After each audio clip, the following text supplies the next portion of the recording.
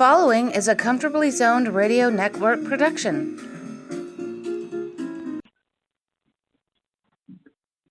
Thank you, Tally Olson. I am back.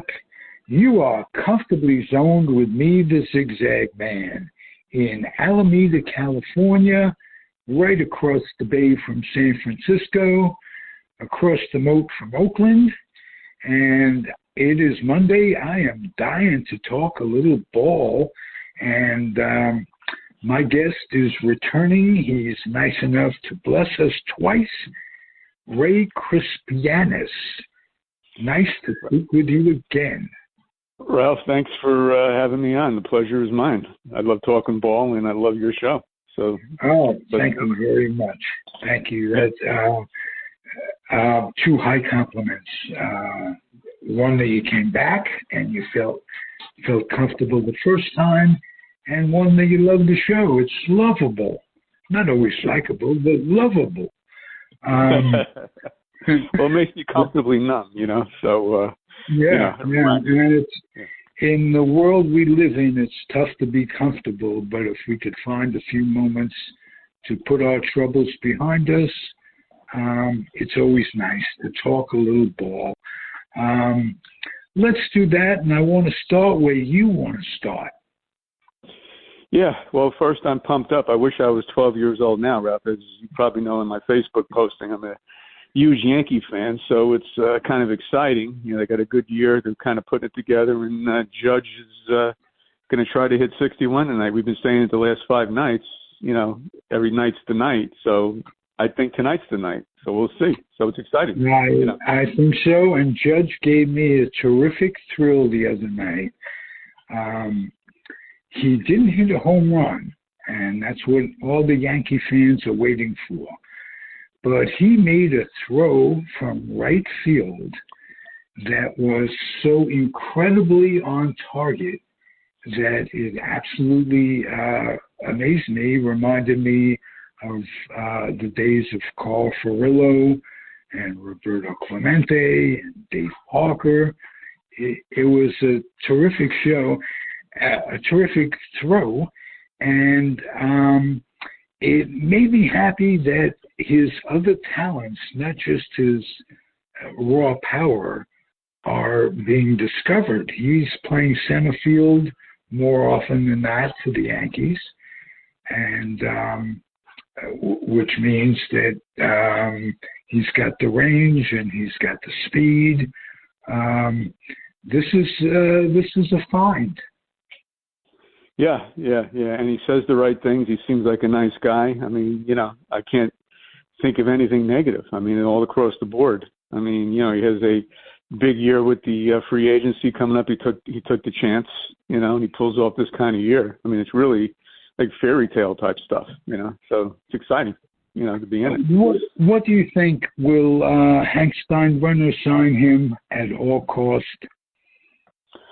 I think so. You know, after having this year, you know, my wife's like me. She's a huge baseball fan, and she thinks they should not sign him, with the theory of he'll never have this kind of year again, and you know, I'm sure he won't, or he may not anyway. And he's 30, 31, so you know, I mean, I get that too, you know. So yeah. I think they will, but I get the point of, you know, maybe they shouldn't. You know, if he asks for too much, I get it. Is your wife a Yankee fan? Just out of curiosity. As big as one as me, yeah, she is. She's one of the, you know, she was the first person in New Jersey to play Little League baseball back in '72, I think. So she's all in on baseball. She probably knows them now more than me because she follows it more now, you know, as far as the current players. Yeah. That's pretty cool. I've never been mated with a wife, with a partner that is a fanatic about sports and baseball in particular. You're blessed. Well, I'm talking yelling, you know, when they weren't doing good for that little streak a few weeks back, you know, when they had those, you know, losing whatever, you know, the 28 out of 41. It wasn't fun in the house. I mean, yelling and, you know, shutting the TV off, you know, but before the game's over, you know. So I get that too. You know, like she's like still 12, you know. Well, she's not like most Yankee fans. Not Yankee fans, but most fans in particular. When things are going bad, they always jump right on the manager. What are your impressions of Aaron Boone, and do you think he's the best person for the job? First 3 years, 100 games each. I don't know. I don't know if there's any manager that's ever done that. The record is very good. At the end of last year, I was wondering because he kind of was just, being like the company man, almost like too nice, so that made me wonder a little bit. But, the record does speak for itself. They're in first place. I don't know if they clinch yet, but, they're going to clinch it. So it's hard to knock it, I may have wanted them to have a couple other managers, like the Mets manager, but you can't argue with the success, So at the end of last year, I was kind of hoping to get someone else. But I think I was wrong, The guys, everyone makes mistakes during the game because we're all Sunday quarterback or Monday night quarterbacks, wherever the phrase is, so you could always criticize. Right. Monday morning quarterback. That's the word. So, yeah, I'm happy with him, how can you not be? You got a shot at winning the World Series. So, that's all you want. Did you have doubts during that said streak that we talked about? Excuse me, Ralph, I missed that. Did you have doubts about Boone during that streak that we talked about? I know not really for him. They just weren't hitting, and maybe there were some strategic moves that I kind of questioned a little bit, but then it's that Monday morning quarterback thing. So I was more frustrated with the team, not scoring runs. I don't know what happened to him, there were some injuries and all that. I thought they'd get it back together. I saw a couple of friends in September. I think they're going to rally later September, I really said that, so it's kind of, it's kind of nice to see with a couple of young guys that are bringing some juice back in, energy. You always need those young guys, it seems, Ralph. So they got, a couple of them. People bringing juice into the game? What did you say? Well, I don't mean the juice of steroid juice, but, the other kind of juice. No, I said Jews. I'm a juice. I'm a juice guy. I'm just joking. We could talk about steroids. Joking. Yeah. We could talk about steroids too. Do you think? I have a theory, and I've talked to a lot of ball players, a lot of people in baseball. I think that the steroid era really never ended. That there are always people looking for a shortcut.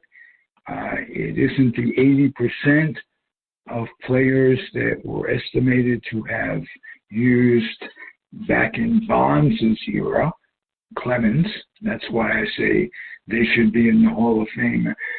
But there's HMOs that they don't even have a test for. And I think people are still enhancing their situation. What say you? I agree, Ralph. Yeah. I had people ask me if I think judges on some kind of enhancement, and how could you say no? The guy's, 6'7", 280 of muscle and no injury. He's going through the year. I like to think the best, but can't rule out 100% that he's not on something, Okay. Before we leave him, do you think that he's worthy of a long-term contract at this point? Well, I know there's always, when you look at stats, there's always that 1 year that these guys just, there's always that 1 or 2 years. I think this will be his year, so I think it's going to go down a little bit. So, I don't think long term. It's one of those 10 or 12 year deals. If I had my perfect choice, I would try to sign him for 4 to 5 years would be great. But 8, 9, 10, I'd say no. It's too far out. Okay. In my opinion. I wrote down a few things I wanted to talk to you about. One of them is your penchant for baseball cards. How did you become a baseball card aficionado, fan, lover? How did that start? That was, Ralph, when I was 7 or 8, back in 67, 68.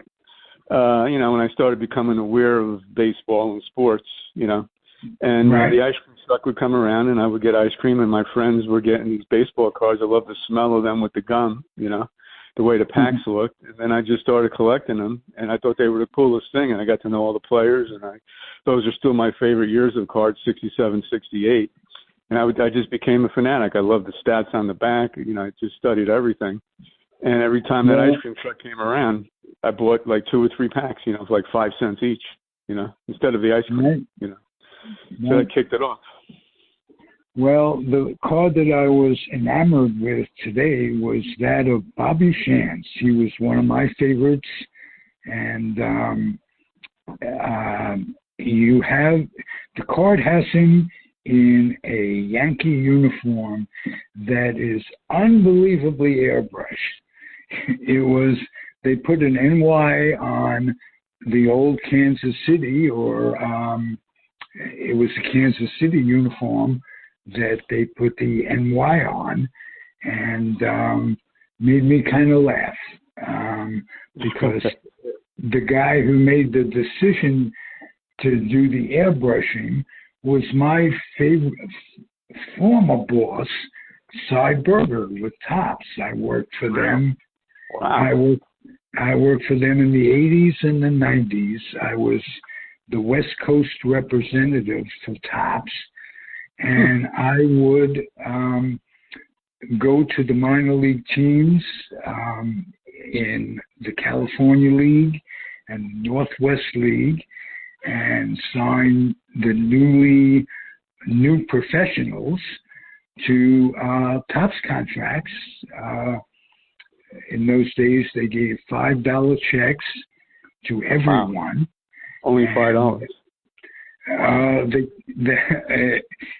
Initially, when you made the big leagues, when and if, and I use that expression once too often, I'll tell you about that quickly. That's what I would say, that we're going to sign you to a Topps contract, a baseball card contract. We'll have your permission to use your picture on a card when and if you make the major leagues. And I said that to a lot of players. Till one day, I said that to future second baseman with the Giants, Robbie Thompson. And he looked at me askew. He looked at me kind of strange, and he said, when and if, it's not a matter of when and if, it's when. And he was in A-ball, his first year in organized ball. And he was right. In a year or so, he made the bigs back in the days of Will Clark and Jeffrey Leonard, and he had a terrific career.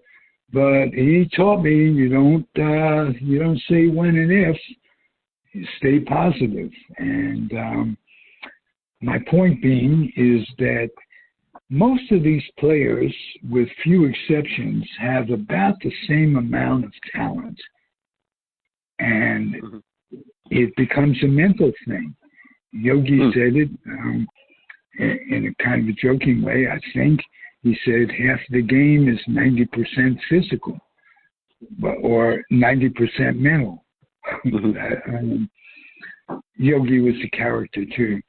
But I remember Bobby Shantz. He was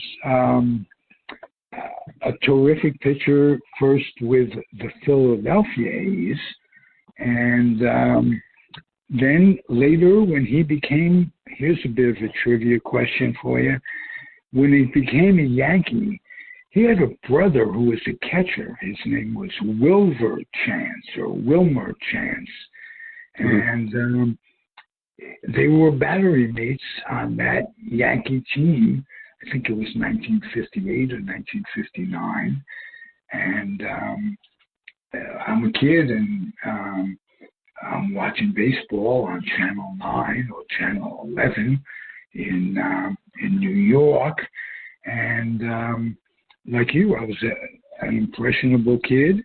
and a brother combination was really unique, and that's a big part of that memory. Is a big part of my original, the original years when a kid is most enthused about baseball for one reason or another.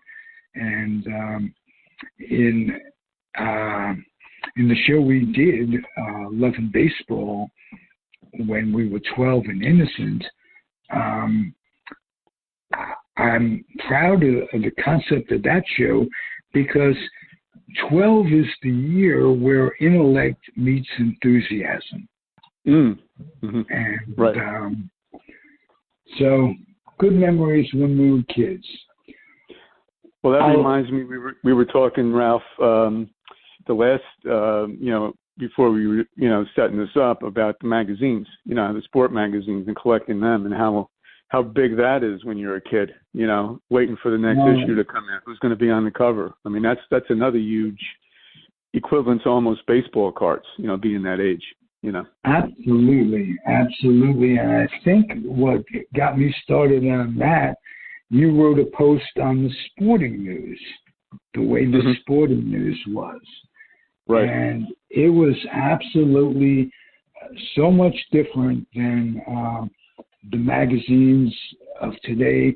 It was a newspaper put out weekly from St. Louis. The publisher was Stink. And it covered the game from every league up. And in those days, there was D leagues, which is now C. There are no D leagues. Actually, a D league is a high IA at this point. But the magazine and the newspaper, call it what you want, was so inclusive, and it had stats of guys that were coming up, and you'd follow guys in the organization that you cared about. You'd follow them all the way to the big leagues. And every Thursday, the sporting news would arrive in the mail. And later in life, for me, but earlier on, you'd go down to the candy store, in my case, Jack and Manny's on 90th Street in Jackson Heights, New York. And you would, first you'd have to put up with the proprietors, oftentimes elderly people in those days, parents of the workers. And I remember we call him Pop in Jackson Heights at the luncheonette, the candy store, and he'd admonish the kids: the magazines are for buying, not for reading. And he'd scream at us, and we'd go right on reading the magazines and then buying. Sporting News was my favorite. What's another magazine or newspaper that you couldn't wait to read when you were growing up? Well, the newspaper, that I mentioned, the magazines, quick, were, of course, Sports Illustrated and Sport Magazine, were huge. Some of those other ones, Street and Smith, that was always good when that came out. It didn't come out as often, maybe just once a year. But Sports Illustrated. Once a year, that would give you a pretty good preview of the year with all the rosters and scouting reports and what have you. Street and Smith was terrific. Sport was unbelievably great for the color pictures and the articles, and that was great. Like you say, Sports Illustrated, a little more esoteric for a kid. Maybe that's not the right word, but Sports Illustrated didn't get to me as a fan like Sport Magazine did. But right, that's I like me. the sport covers. I mean, Sports Illustrated did seem to have the action photos. The sport covers, they just seemed very colorful. You know, that's what I remember about them. And very unique. The photographer, let's give credit to the photographer, one of the all-time great photographers, Ozzie Smith. Ozzie Sweet, I'm sorry. Ozzie Smith. He would, you didn't see many photographers doing backflips, but Ozzie Sweet was the main photographer for sport. And I can't find it as we speak, but I have a book of Ozzie Sweet's photography, and it's one of the most treasured in my library. So yes, a lot of Milwaukee Braves color pictures, I remember. For one reason or another, Burdette, Spahn, Matthews, Aaron, wow, those were years. And as a matter of fact, when the Giants, for me, I was a New York Giants fan, when they moved when I was 11, the first year was 1958 without them. And the Braves had just won the World Series. I remember rooting for them because my grandfather said, we're National League people. And you don't go to the Yankees automatically. And so I rooted for the Braves in the 57 World Series as hard as I rooted for the Giants. And I followed them, and I remember collecting the greenback Topps cards for the 58 Braves. And I think I, at one time or another, had all the players, including Harry Hennebrink, and a few others. Can I ask a question, Ralph, to you? Reverse it, because I was always curious. Back in the day, you were a little ahead of me, and watching the 50s. I was born in '60, so I missed the 50s. Everything was black and white from from TV to what you saw in print. You get color photos, which always look cool, but the TV was always black and white. What was it like walking into the stadium and seeing all that color? I mean, did it matter, or was that like dramatic as a kid? Oh, absolutely did.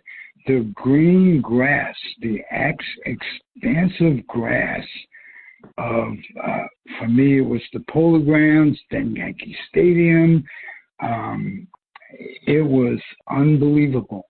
The smells, the color, the colors.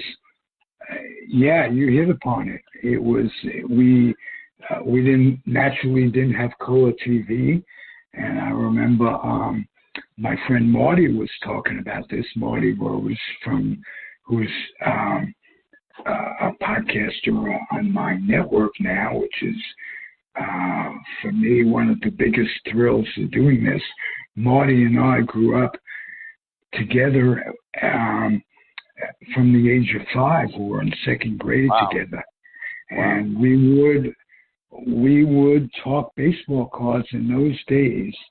And I remember the first card I ever saw, and the first baseball card I ever saw in my life wasn't a Topps card. It was a Bowman card.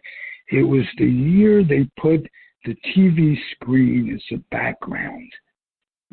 And the first guy I ever saw was Sally Hemus, who was shortstop in the National League, turned out to be an original Met coach.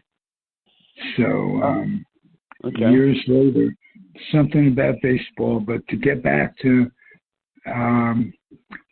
Marty's story, is that there was a guy in his building that had a color television set and let the kids watch the World Series. And Marty explains he's looking at color television for the first time. And it was one of the, it's either 56 or the Dodgers in 55, Dodgers, Yankees, 56, and 56, it was a replay of that. Just the thrill of seeing in color for all of us. And I appreciate black and white pictures for the era. I don't like colorization in photography, but right. Then again, that's me, personal preference. It doesn't matter what your passion is, just that you have a passion. That's my theory. No matter what it is, right? No matter what it is. Yeah. If it weren't for baseball, for sports, what would it be for you, Ray? Oh boy. You mean as a kid growing up? If it wasn't for baseball, sports? Yeah. In general, what would science could be anything? Science. You know what? That's a great question. Yeah, that's a great question. Music would have been earlier for when I was a kid. Now. I'm working on a project for world peace. So I guess, I know we're never going to get it fully, but, to try to attain something closer to that, so that keeps me passionate, on a day like today with Russia going nuts, you have a worthy cause. Yeah. Well, that's what the sports thing is good for, at least when you're a kid, even to now, it gets you the escape out of it a little bit, which is kind of needed sometimes, especially during these times, but then you got to get back into the real world. And, I'm working on a few projects that would bring awareness and, actually could directly help. So, that makes Tell me about those projects. Yeah. Well, I got the one big one that I just inherited the full collection through, through a long story short, I basically acquired a collection that I lost. So, I kind of had a resurgence of an NFT collection of 2,000 pieces of art that are commemorating, peace throughout the world with 160 flags that we're going to promote on the NFT marketplace mid-October. So it's coming up. And, we got some, I just had a press release out regarding it, and we're just bringing awareness to it. And we're working with a charity in Ukraine that we're going to be giving them $100,000 worth of bracelets for peace in Ukraine and throughout the world. It's not just Ukraine, but it starts there because, things get out of control there. As we know, it affects the world, especially if anything, stupid happens, if you know what I mean, Yes.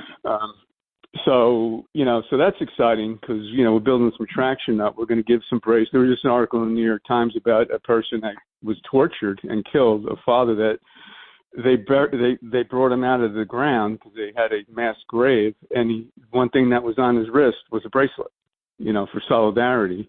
And that really that kind of stuff gets the people going, so that was good to see. So we had an idea to donate to our charity a bunch of bracelets we have, just to get them out there and let the people feel good, about what they're doing and hope. You need the hope, alive, keep the hope alive. Absolutely.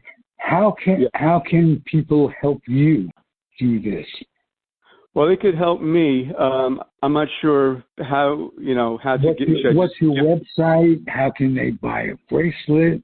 How can they contribute money? How could they give it? Contribute anything? What can they do? All that. Yeah, the website will be up when we mint. Our project is called United Nations Eagle. Our eagle is the centerpiece because of the strength, courage, and this, the American eagle. America's supposed to be about helping the less fortunate and and all that. So we have the eagle as our mascot, and the eagle's holding the 160 flag. So United Nations Eagle is the name of the project, and they could reach me. I mean, should I just give them my number, or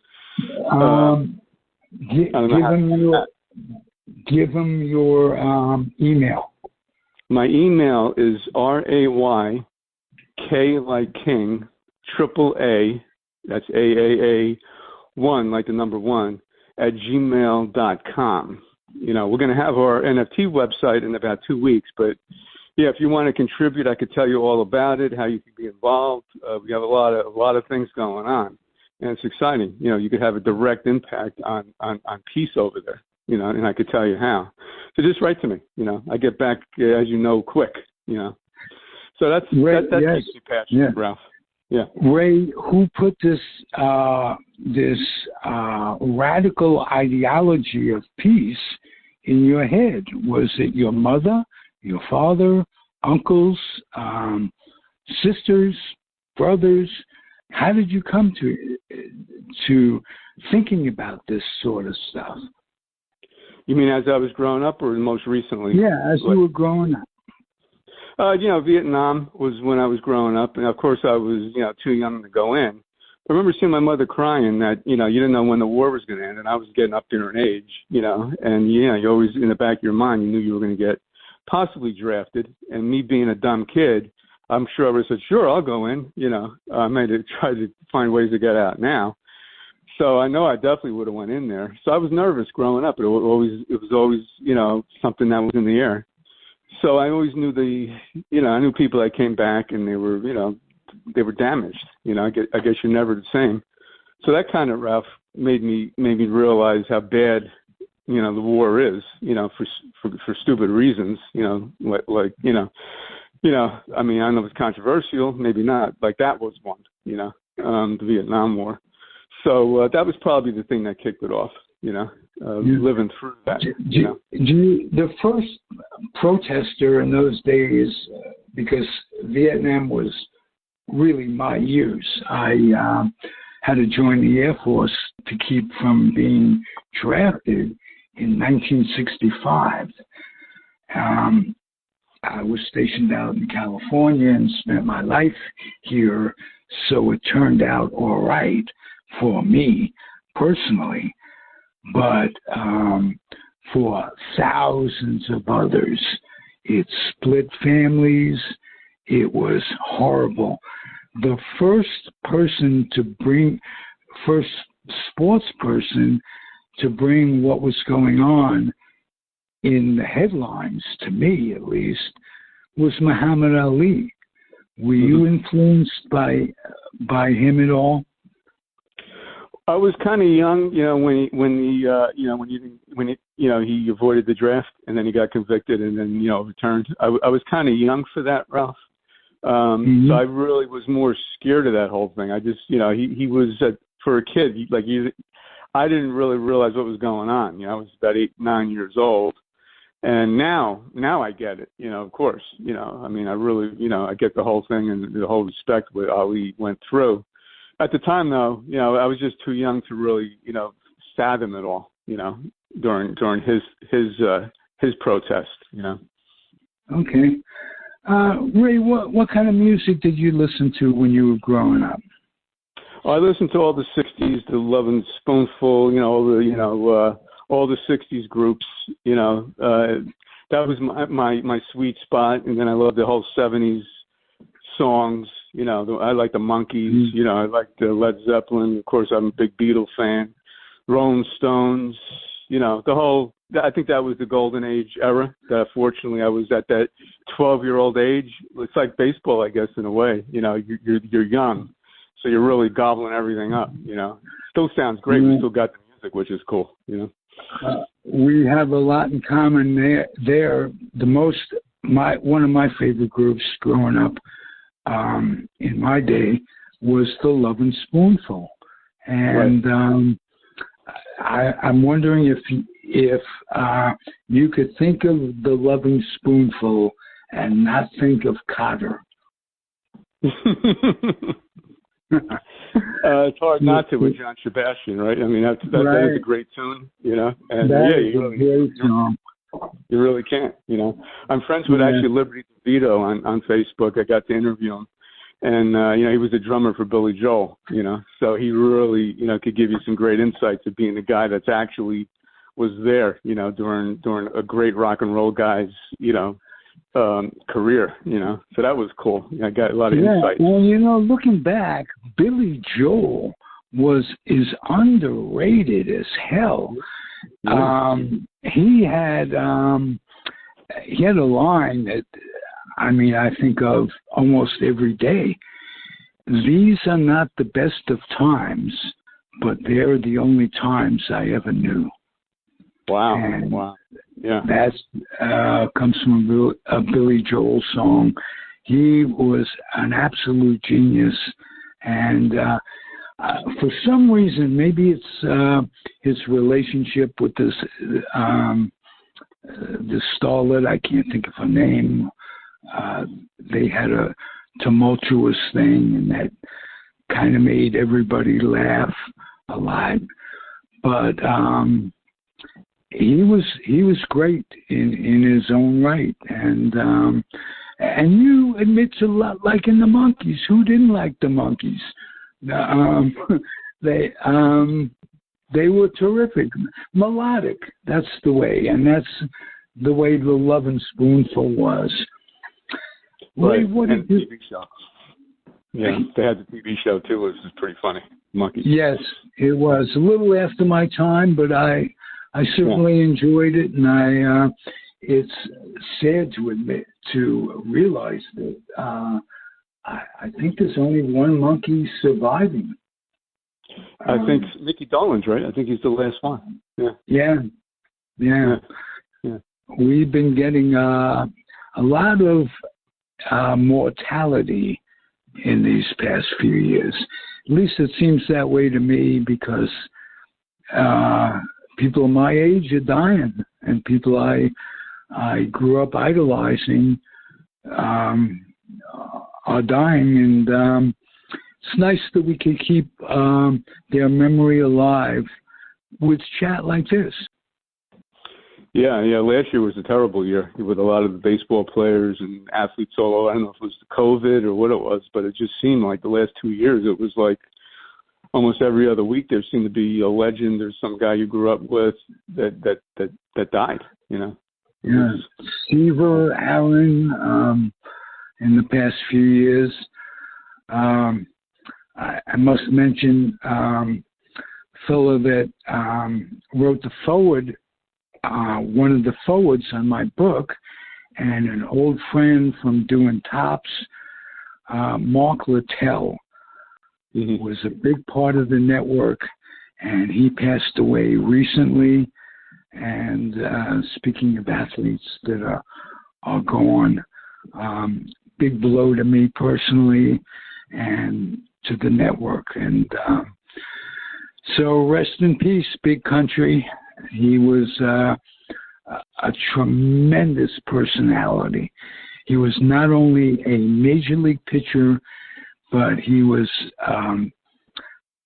made quite a mark as an amateur and a minor league coach for years and years. He also invented what he called the Nutty Buddy, which was basically a cup, an athletic cup, but it was designed in a way to really protect. And he made a lot of money with that, and that's okay. Yeah. Huh. If you just Google Nutty Buddy with Mark Littell, and if you go to YouTube, you can see some of the early commercials for that. Mark takes it in the gonads with the cup on several times on YouTube. And, I'm going to miss him. He was just, we were so different yet so alike. And I just want to say the thing I will always remember is that Mark Littell, and my charity is Head Start. and it turns out after meeting him, his mother was either the first or second Head Start nurse when the program got started, and that's where he gets his ideology. I asked you, I don't think you told me, who was it specifically that that either mentored you or influenced you along the peace philosophy that you have?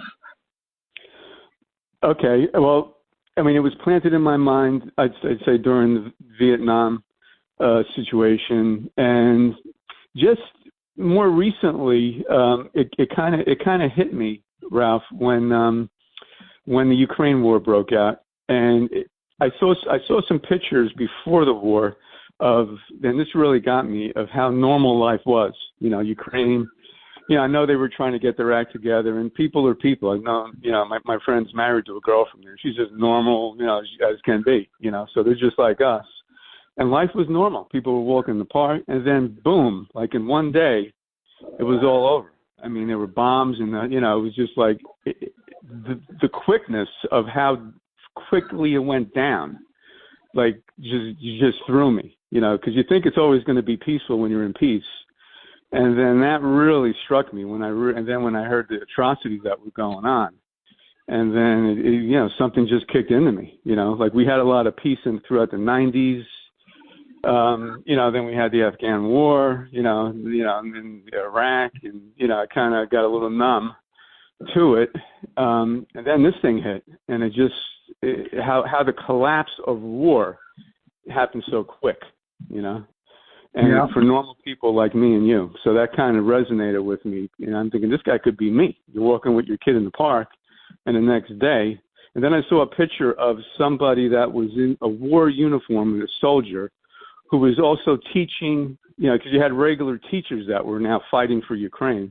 And that image struck me, where this soldier was talking into a phone to a Zoom to all his students that were taking his class, and he had a rifle, guns, the full regalia of war, attire on him. But he was teaching this class of keeping the hope alive that one day this will end. And I don't know, it just hit me that this guy's trying to teach class, and he's also fighting a war, with people invading his country. So just powerful images kind of woke me up, and I found a way I could help. So. Yeah, beautiful. I mean, that was really You're special, and I hope you'll continue to come back on a regular basis. Hey, thanks, Ralph. It's always a pleasure. These half hours, I mean, it feels like 5 minutes, but I guess that's what talking sports does. That's the idea, and part of it is just pure, unadulterated fun. I love doing this, and I try to make it fun for the guests, and I seem to have pushed the button with you that I think you will come back. That's my guess. I'll be back. Absolutely. Thank you again. Right. Have a great day. Would you bring your wife back for the next show? You know what? I could ask her. She's one of those shy people, so she's never done a podcast. I mean, she might come on for maybe 10 minutes, like, I don't know if she would be up for a full show, but she might come on and give her your, about 10 minutes of time. I will ask her. I'll get the female point of view. She knows her stuff. I'll tell you that. She knows her stuff. I've had several people, women on this show on a regular basis. One is Nancy Finley, who was Charlie O. Finley's niece, and she's on a regular basis. And Sherry, God, I can't think of her last name, but Sherry was the first public address announcer with the Giants and with any team. There's a display for her in the Hall of Fame, and she went to an audition that I attended. I wanted that job, and she got it. And years later, we became friends, and she's featured in my book. Sherry Davis, I apologize to you, Sherry. She is a wonderful character, as is Nancy Finley. So having a feminine voice on Comfortably Zoned will fit right in. What's her first name? I am Ray. Her name is Say Jackie. Again? Her name is Jackie. My name is Ray. Jackie. Yeah. Jackie. I can't wait to meet her, and I can't wait for you to come back. And I want to thank you for breaking up my day and forgetting my woes, as Talking Ball will do. Great. Well, my pleasure, Ralph, and looking forward to the next time. I am too. Thank you again, Comfortably Zoned Radio Network. I'm Ralph Tycho. The guest is Ray Kripaitis. I make a special point to pronounce his name properly if I can. I just take a shot at it. That was good, Ralph. That was good. I'll give you an A on that. That was good. All right. I'll take an A anytime. It's a higher grade than I ever got at Newtown High School. Let me tell you that. Thanks, Ray. Great show. Thank you for listening, everybody. Adios and happy trails.